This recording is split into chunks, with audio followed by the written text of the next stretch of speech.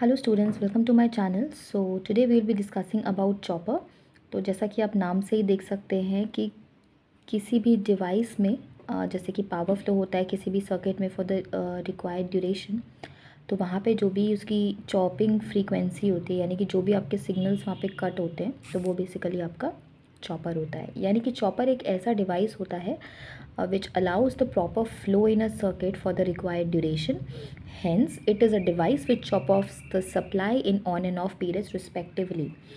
तो बच्चों, चॉपर एक तरीके का स्विच होता है which allows the power flow in the circuit for a required duration. तो बच्चों, चॉपर एक ऐसा स्विच है जो अलाउ करता है पावर फ्लो किसी भी सर्किट में फॉर अ रिक्वायर्ड ड्यूरेशन। किसी भी मशीन का अगर आप बेसिक कंट्रोल देखें तो वहाँ पे आप ये देख सकते हैं कि उसका एक ऑन होता है और एक ऑफ प्रोसेस होता है, यानी कि ऑन एंड ऑफ कंट्रोल होता है। तो ये बहुत ही बेसिक रिक्वायरमेंट होती है। जब भी हमें कोई भी मशीन सेटअप करना होता है तो हम फर्स्ट उसकी जो प्रोसेसिंग देखते हैं वो ये देखते हैं कि किस टाइम ड्यूरेशन में वो ऑन हो रहा है और किस टाइम ड्यूरेशन में वो ऑफ हो रहा है। नेक्स्ट पॉइंट इज़ कि जब भी कभी आप पावर अप्लाई करते हैं किसी भी डिवाइस में, तो बच्चों वहाँ पे आप देख सकते हैं कि या तो वो डिवाइस आपका ऑन स्टेट में होगा और जैसे ही अगर आप उससे पावर रिमूव कर देंगे तो वो आपका ऑफ स्टेट में हो जाएगा। अगर आप टाइम को वेरी करते हैं, यानी कि ऑन एंड ऑफ टाइम को अगर आप वेरी करते हैं, तो उसके अक्रॉस, उस डिवाइस के अक्रॉस तो जो वोल्टेज होता है उसको आप कंट्रोल कर सकते हैं।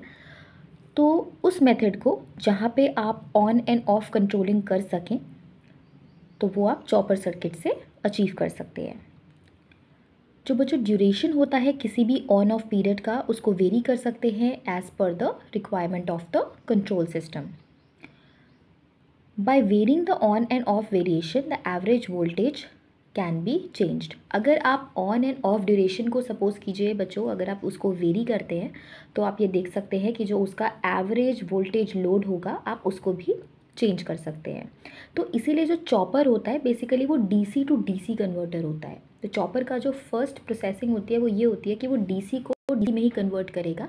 यानी कि अगर आपने इनपुट पे डीसी दिया है तो आउटपुट पे obviously you will get DC. So it is basically a DC to DC converter.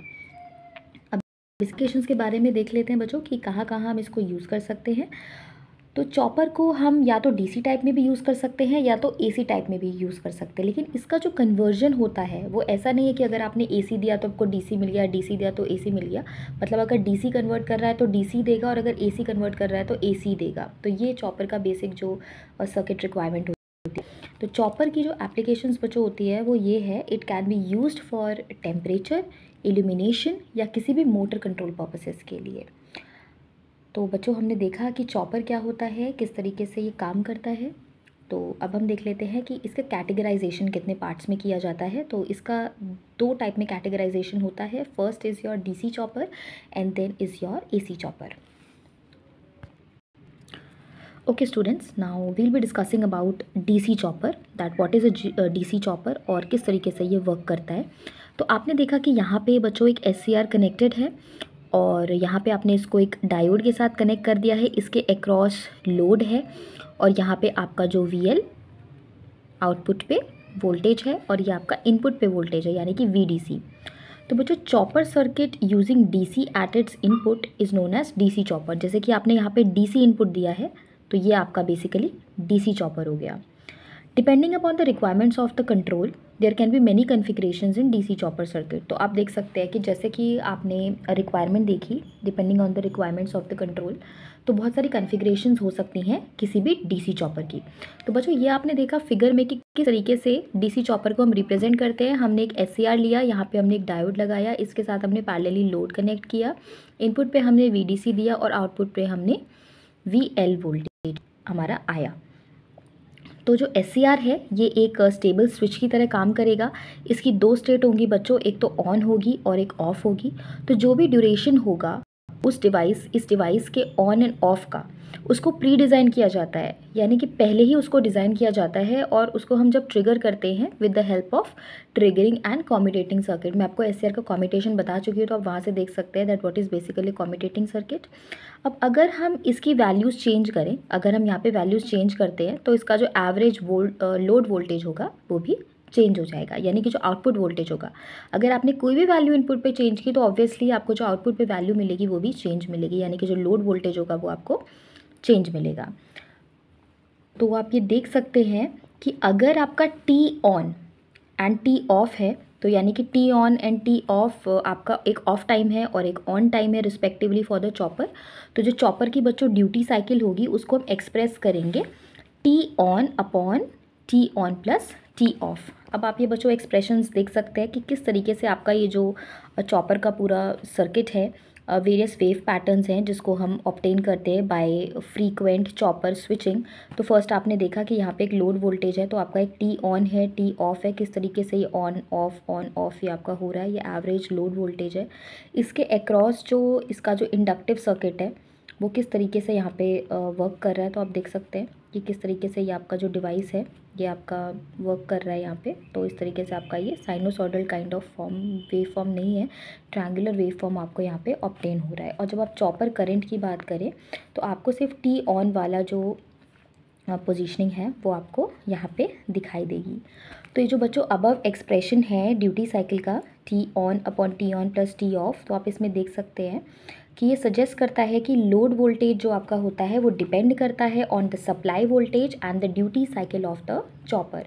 तो जो भी आपका अबव एक्सप्रेशन से आप ये देख सकते हैं कि जो आपका यहाँ पे लोड वोल्टेज जनरेट होगा वो आपका डिपेंड करेगा एक तो सप्लाई वोल्टेज पे कि कितना आपने इनपुट दिया है, और उसके बाद उसका जो ड्यूटी साइकिल है चॉपर का उस पर डिपेंडेंट रहेगा। तो जो लोड वोल्टेज हमेशा डिपेंड करेगा T on and T of the chopper circuit, जैसा कि हम इस फिगर में देख सकते हैं कि किस तरीके से हमने यहाँ पे T on and T of draw किया है। तो जो एवरेज लोड वोल्टेज है बच्चों उसको हम कंट्रोल कर सकते हैं by varying the values of T on and T off. तो आपने जो एवरेज लोड वोल्टेज आप यहाँ पे देख सकते हैं कि वो आप किस तरीके से कंट्रोल करेंगे, एवरेज लोड वोल्टेज आप कंट्रोल करेंगे by controlling and varying the values of T on and T off. So this is basically how your DC chopper works. Now students, let's understand कि किस तरीके से हम इस चॉपर को हम अचीव कर सकते हैं, how this can be achieved using 3 ways. तो फर्स्ट पॉइंट आपका हो जाता है जब आप टी ऑन को कांस्टेंट रखें और टी ऑफ को वेरी रखें। सेकंड पॉइंट आपका हो जाता है जब आप टी ऑफ को कांस्टेंट रखें और टी ऑन को वेरी रखें।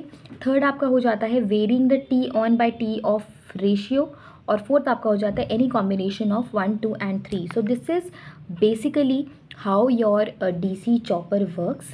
सो आप देख सकते हैं कि किस तरीके से इसका हमने आपको डायग्राम बता दिया है कि ये इसका बेसिक सर्किट है और ये इसका वेरियस फ्रीक्वेंसी वेव पैटर्न्स हैं बाय फ्रीक्वेंट चॉपर स्विचिंग।